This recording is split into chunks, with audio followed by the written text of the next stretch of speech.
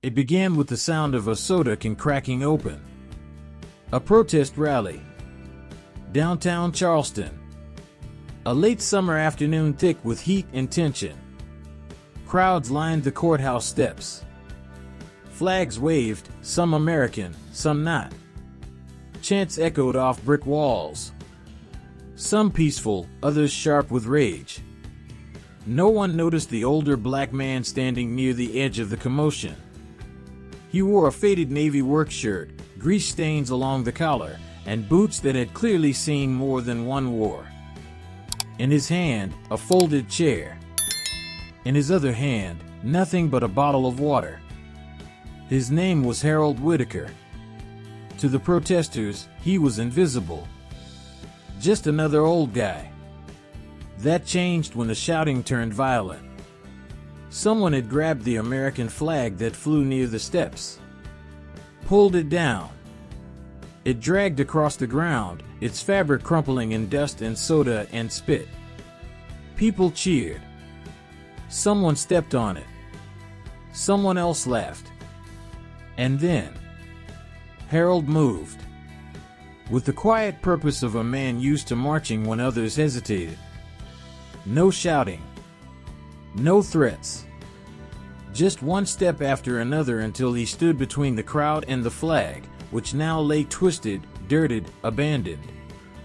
He bent down, hands old and steady, and picked it up, folded it carefully, pressed it against his chest, and turned around to face the mob. At first, silence. Then came the sneers. "What, old man, you miss the good old days? You don't have to serve that flag no more, Grandpa." Harold didn't flinch. He simply looked him dead in the eyes and said, "I don't serve a flag.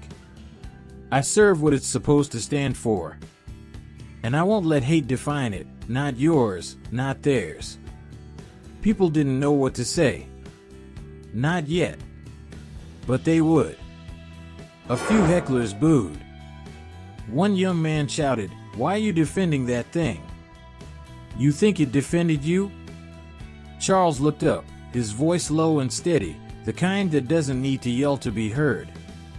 "I bled for this flag. Not because it was perfect.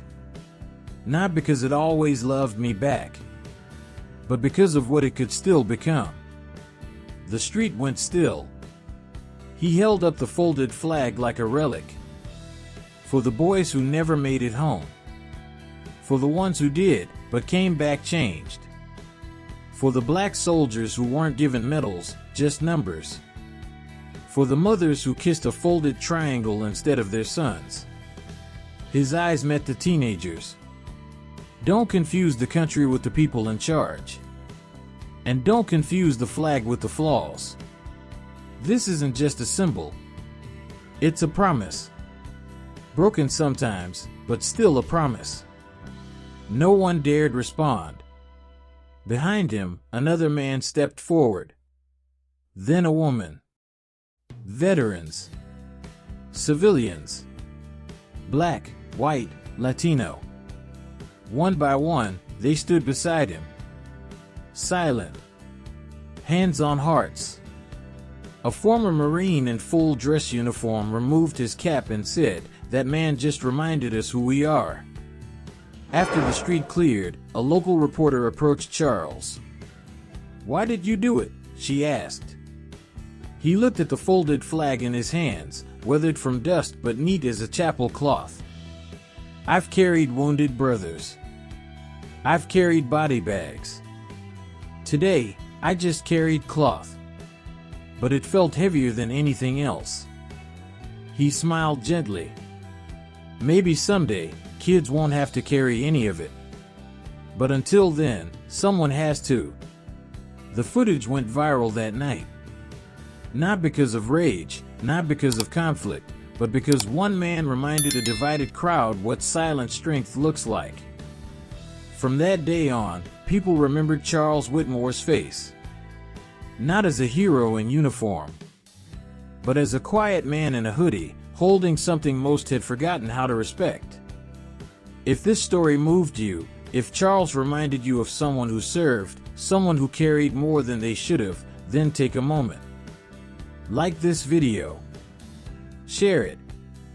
Comment below and let us know, where are you watching from? And tell us, if you had picked up that flag, what would it have meant to you? Pushpin presented by the Soul Script, where honor, memory, and storytelling meet.